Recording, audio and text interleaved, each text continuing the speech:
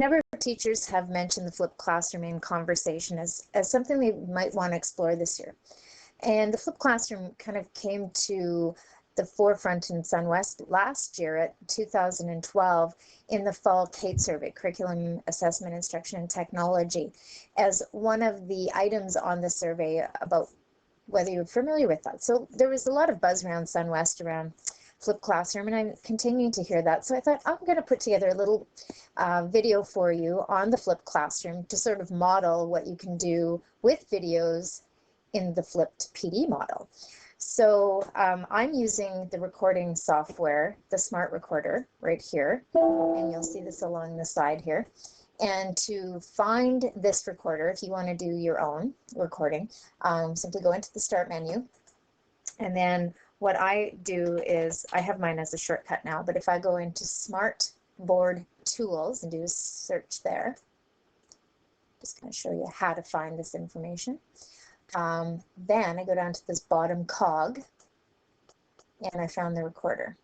And I can slip that over into here, and I can always access my recorder that way. Done. Now I've used mine enough that when I do a search here in the Start menu, and if I spell it right, my recorder comes up, and that's what I'm using here. So if I use it this way and I don't have a smartboard connected, I just have to say, no, I don't have it. So you'll see this little icon here. This is the recording, and I just simply do the whole screen and record, but I have some other options with the drop-down menu. I can actually set just a small part of my screen recording. I'm recording the whole thing. So that's, the tool is there for you already, and really all you would need then is a microphone and either a set of speakers or headphones if you don't want to have anybody hear while you're practicing. And the first time you do your own recording, trust me, you'll do lots of practice and go, oh my gosh, does my voice really sound like that? Yep, it does. So I'm just going to hide this down here and just talk to you a little bit about the flipped classroom. So I found this educational blog, Education Journey, and I thought, you know, this really kind of sums it up for me too. There's a lot of interest in the flipped classroom. It's been around since, well, 5 years ago, but when was this published? November 2012. There's lots of misinformation and misunderstanding about the flipped classroom, and most importantly, there's some controversy about whether or not this is really good methodology or good pedagogy for your classroom. So I thought, you know what, let's talk about that and have a look at it. So this is an infographic that this blogger has created, and I happen to really like infographics. As an ELA teacher, as a visual learner, I like it. So she says here that we can feel free to use it and share it with others. So that's what I'm doing here with you. And when you go back into the video recording, you'll see that her information is here in the web browser if you want to go back as well. All right, so the flipped classroom, what is the concept? Well, at its heart, the idea is that videos replace lectures. So instead of going in and lecturing kids or lecturing people, we replace that time with videos. Okay, that whole idea actually comes back to a Harvard physics instructor, Eric Mazur, who found that his physics students weren't really learning well using his lecture approach. So I'll let you read that article on your own, but he basically did some investigating into his own methodology or his own pedagogy and found that that lecture and spending his time at the front of the room lecturing his students wasn't an effective learning method. Aha, brilliant. So anyways, that whole idea of the flip model can kind of go back to a Harvard professor. So of course my question then is, what connection can we make to our own classrooms and our own teaching when clearly in SunWest we're not teaching Harvard physics? So just go back to this one here. So that's where it all came from, that how-to instruction was replaced with videos. So what was happening in Eric's classroom or in his physics instruction was, instead of, he was recording his lecture part, having his students learn the foundations through the how-to, and then instead they would come to class prepared with that background information, and then they could actually do the work in the classroom. So before, they were listening to his lecture and then they were going home, back to their dorms or whatever, and trying to work through problems together. And they were just really struggling, which makes sense. So he flipped it by saying, here's my lecture, here's the how-to stuff, here's the foundation stuff, watch this, learn it, and then come back to the physics classroom prepared to actually struggle with these problems. So the homework part of it now we're doing in class when I can be here to help you and your peers can be here to help you. So that's kind of the concept. So students were coming to class to apply what was learned at home. And for the States, where there's a lot of focus on homework, this is a great model so that students can spend their homework time learning and then spend their classroom time in practice and interacting again with the instructor or their peers. So why does it matter? Why has this been a good change for some classroom? Why has this been revolutionary? Because basically we're seeing in places where it's successful, the quality of interactions between students is improving. Teachers are being more reflective about their own teaching. It's motivating students when they're coming to class prepared. How does that work? Well, teachers are creating videos, and here's some examples of where you might see some of this. I'm just going to show you, if you wanted to do this in your own classroom, you could definitely host on YouTube. Just going to take you to that. With YouTube, there's YouTube Education, and you can actually start posting your own content here. So if you do decide that you want to start doing your own how-to instructional videos, you can create a channel and students can access your videos here. TeacherTube is another option, same idea. You can create a profile and host your videos here. So this is just an online hosting place. SchoolTube is another one, and we've used this in SunWest with some of our distance learning stuff. So if you're looking to host your videos or a place to store them online for students and parents to access, those are 3 options for you. If you don't want to go online and you just want to host them kind of in a protected environment, although I will tell you that these are all protected as well, because you can set the password restrictions and accessibility that it doesn't have to be public. Certainly you could start putting it in a Moodle course as well, and also storing your videos here. Online password protected. So there's 4 options if you're starting to do your own videos of where you might want to actually store them online. Some of the risks relies on highly motivated learners.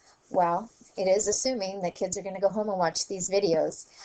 Certainly there's been lots of discussion around leaving kids behind if they don't have technology or internet accessibility. For sure, we're looking at different learning styles, and not all students learn well through that visual learning. And I think at the core of what conversations that I've been hearing is flipped homework is still homework. However, I don't think we should throw the baby out with the bathwater. I think there's still some value in creating those videos for your classroom. And if you are creating those how-to videos like this one, it's a how-to video, you want to keep it short, 8 to 12 minutes, which means that I have 4 minutes left. You want to keep it interesting. Well, I'm not sure if it's, something with senior math, how interesting that's going to be. No apologies to the math teachers there. It has to be meaningful. So if the kids are going to get something out of it, it has to be something concrete that they can use. And it has to be planned. Even with this one, I've got sort of an outline of the big ideas I want to go through in this video so that it has a purpose and it has a plan. If you're doing some learning, you might want to chunk it up into 2 or 3 main parts. And as much as possible, you want to make it exciting. So this is just some ideas for you around the flipped classroom. And what the fuss is about, here's another infographic, is that this does give students more time with the teacher. They can learn at their own pace. So I'm thinking about a math class where I had my how to add, think about my grade 7 math class from years ago. If I had done the how to add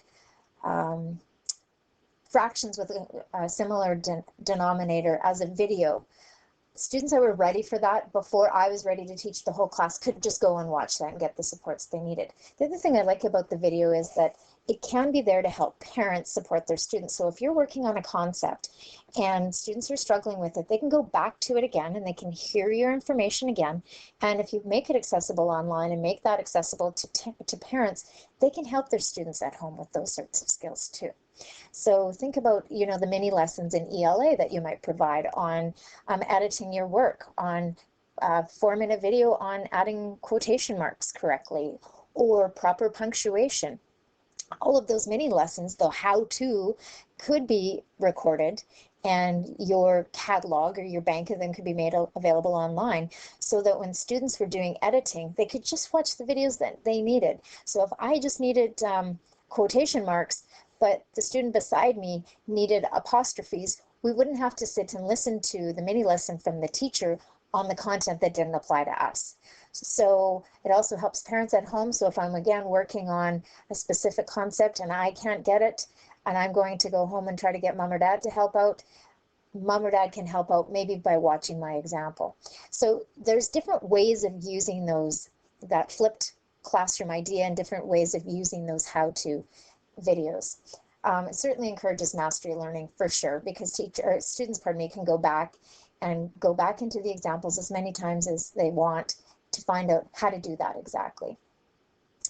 Certainly for absenteeism, it does level the playing field, because if people are away and they're missing courses, they still might not miss your content if they're missing a class, because they can still get it online. And that's why we are using more teachers are using Moodle as a place to start hosting their classroom content as a filing cabinet, so that students, even if they are gone, they're not necessarily away from the content. So there's tons and tons of stuff here.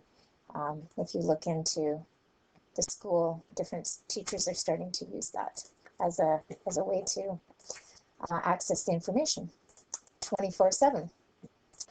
If you're looking about ways that some of the roadblocks, I would definitely recommend looking at Shelley Wright's blog post, why she ended up moving away from it. And I think it was, again, that idea that it was more like the homework and not part of as a resource or a tool for supporting learning.